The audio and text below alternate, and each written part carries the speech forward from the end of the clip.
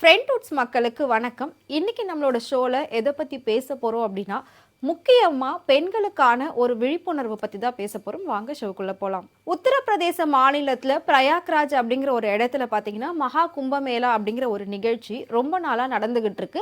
பிப்ரவரி மாசம் அது முடிய போகுது அப்படின்னு சொல்லியிருக்காங்க. அந்த நிகழ்ச்சி பாத்தீங்கன்னா 12 வருஷத்துக்கு ஒரு முறை தான் நடக்கும் அப்படின்னு சொல்லியிருக்காங்க. ஸோ அது 12 வருஷத்துக்கு ஒரு முறை நடக்கிறதுனால அந்த நிகழ்ச்சியில ஆரம்பத்துல இருந்து முடிவு வரைக்கும் லட்சக்கணக்கான கூட்டம் இருக்கும், லட்சக்கணக்கான பக்தர்கள் இருப்பாங்க. ஏன்னா அது ஒரு ஆன்மீக நிகழ்வு அப்படின்னு சொல்லலாம். ஸோ அங்க என்ன ஒரு விசேஷம் அப்படின்னு பார்த்தீங்கன்னா, கங்கை, யமுனை, சரஸ்வதி இந்த 3 நதிகளும் சங்கமிக்கக்கூடிய ஒரு இடம். அதை திரிவேணி சங்கமம்னு சொல்றாங்க. ஸோ மகா கும்பமேளா அப்படிங்கிறது அந்த இடத்துல 12 வருஷத்துக்கு ஒரு முறை ஒரு குறிப்பிட்ட நாளுக்காக பார்த்தீங்கன்னா எல்லாரும் புனித நீராடுவாங்க. அதாவது இந்தியாவில் இருக்கிறவங்க மட்டும் கிடையாது, ஆன்மீகவாதிகள் அப்படின்னு எடுக்கும்போது உலகம் முழுக்க இருக்கிற அவ்வளோ பேரும் அங்கே புனித நீர் ஆடுவாங்க. ஸோ இதுதான் மகா கும்பமேளா அப்படின்னு சொல்றாங்க. கண்டிப்பா இந்த நியூஸ் ரொம்ப ட்ரெண்டிங்காக தான் போய்கிட்டு இருக்கு. நீங்களுமே நிறைய வீடியோஸ்ல பார்த்திருப்பீங்க. ஸோ இதை தாண்டி அங்க இன்னொரு விஷயமும் ஃபேமஸ் ஆச்சு.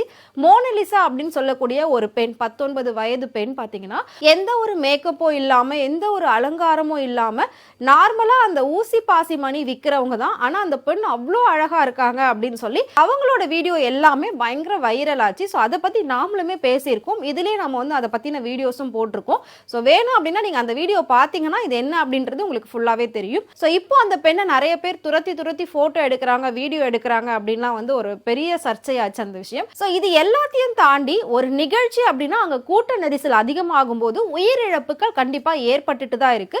ஸோ அதுவும் இந்த வட மாநிலம் அப்படின்னு சொல்லும்போது எந்தவித முன்னெச்சரிக்கை ஏற்பாடுகளும் இல்லாம, முன்னெச்சரிக்கை நடவடிக்கைகள் இல்லாமலே ஒரு கூட்டத்தை கூட்டிடுறாங்க. அதனால அங்க பல பிரச்சனைகள் ஏற்படுது, பல உயிர்கள் போகுது. இதே மாதிரி ஆல்ரெடி ஒரு ஆன்மீக நிகழ்வுலையும் அது நடந்திருக்கு.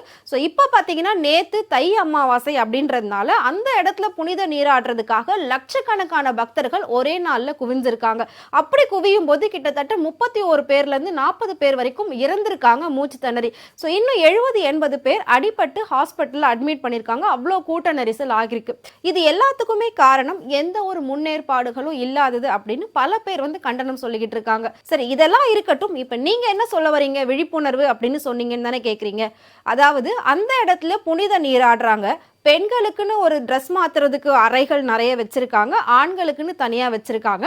அப்படி இருக்கும்போது அந்த இடத்துல பாத்தீங்கன்னா நிறைய பாபாக்கள், சன்னியாசிகள், அப்புறம் சித்தர்கள் அப்படின்னு சொல்லி நிறைய பேர் இருக்காங்க. ஏன்னா அது ஒரு ஆன்மீக நிகழ்வு அப்படின்றதுனால ஆன்மீகம் சம்பந்தப்பட்ட அத்தனை நபர்களுமே அங்க போய் இருப்பாங்க. ஏன்னா இந்த விசேஷம் ஒரு 10 நாளுக்கு மேல நடக்கும். அதனால பாத்தீங்கன்னா நிறைய பேர் எப்பவுமே அங்க இருப்பாங்க.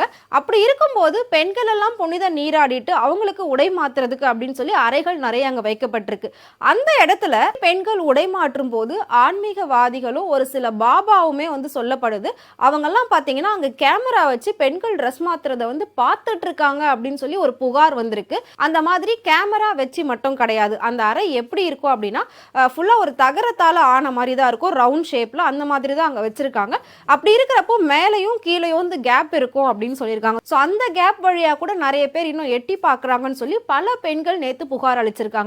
புகார் அளிச்சது மட்டும் கிடையாது, நேத்து இந்த சம்பவம் நடக்கும்போது ஒரு பாபாவை கையும் களவுமா புடிச்சு சர மாதிரி அடி கொடுத்திருக்காங்க பெண்கள் எல்லாரும் சேர்ந்து.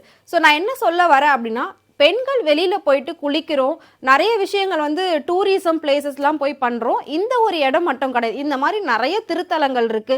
நிறைய திருத்தலங்கள்ல இந்த மாதிரி நம்ம குளிச்சுட்டு ட்ரெஸ் மாத்துறோம், அங்க ட்ரெஸ் சேஞ்சிங்க்கு ரூம் எல்லாம் வச்சிருக்காங்க. இந்த மாதிரி நிறைய விஷயங்கள் நம்மளோட ரொட்டீன் லைஃப்ல நடந்துகிட்டு தான் இருக்கும். ஸோ நம்ம ஒரு ஹோட்டல் போறோம், அங்க ஸ்டே பண்றோம், ரெசார்ட் போறோம், அங்க ஸ்டே பண்றோம். இந்த மாதிரி விஷயங்கள் எல்லா இடத்துலயுமே ஆனா நடந்துகிட்டு தான் இருக்கு. ஸோ பெண்களாகிய நாம தான் நம்ம உடை மாத்தும் போதும் சரி, குளிக்கும் போதும் சரி, வெளியில நம்ம போறோம் அப்படின்னாலே யாராவது நம்மளை கண்காணிக்கிறாங்களா அப்படிங்கிற ஒரு விஷயத்துல நம்ம ரொம்பவே விழிப்புணர்வா இருக்கணும், ரொம்பவே ஜாக்கிரதையா இருக்கணும். நம்ம வீட்டு பெட்ரூமை தவிர்த்து, நம்ம வீட்டு பாத்ரூமை தவிர்த்து வெளியில போயிட்டு நம்ம எந்த ஒரு விஷயங்களும் முழுமையா பண்ணாம, அதாவது குளிக்கிறதா இருக்கட்டும், ட்ரெஸ் சேஞ்சிங்கா இருக்கட்டும், எதுவுமே நம்ம முழுமையா பண்ணாம ஒரு கான்சியஸா பண்ணணும், சேஃப்டியா பண்ணணும் அப்படின்றது தான் எல்லாரோட நோக்கமும். ஸோ அதனால பெண்களுக்கு இந்த மாதிரி இந்த நிகழ்வுல மட்டும் கிடையாது, நிறைய இடங்கள்ல இப்படி நடந்துகிட்டு தான் இருக்கு. இருக்கு. அது மட்டும் இல்லாம நாளுக்கு நாள் நிறைய பாலியல் தொல்லைகள், பாலியல் கொடுமைகள், பாலியல் சீண்டல்கள் அப்படின்னு சொல்லி இதுவும் நடந்துகிட்டு தான் இருக்கு. இப்படியெல்லாம் இருக்கும்போது நம்மள நாம எந்த அளவுக்கு சேஃபா பாத்துக்கிறோம் அப்படின்றது தான் ரொம்பவே இம்பார்ட்டன்ட். ஸோ இதுக்கப்புறம் நாம ஏதாவது திருத்தலங்கள் போயிருந்தாலும் அங்க நம்ம குளிச்சுட்டு ட்ரெஸ் மாத்துறோம், அதுக்கான ஃபெசிலிட்டிஸ் அங்க இருக்கு அப்படின்னா கூட நம்ம கொஞ்சம் கேர்ஃபுல்லா இருக்கிறது ரொம்பவே நல்லது. ஏன் அப்படின்னா இப்போ வந்துட்டு சோசியல் மீடியா அப்படிங்கிற ஒரு விஷயம் பயங்கர பெருசா போய்கிட்டு இருக்கு. ஒரு சின்ன விஷயத்த கூட வந்து நாம மூடி மறைக்கணும்னு நினைச்சுன்னா ஒரு நியூஸ் வந்து பல நியூஸா மாறி உலகம் ஃபுல்லா தெரியிற அளவுக்கான விஷயங்கள் இப்போ நடந்துகிட்டு இருக்கு. அந்த அளவுக்கு எல்லாமே ரொம்ப அட்வான்ஸ் டெக்னாலஜியா வந்துருச்சு.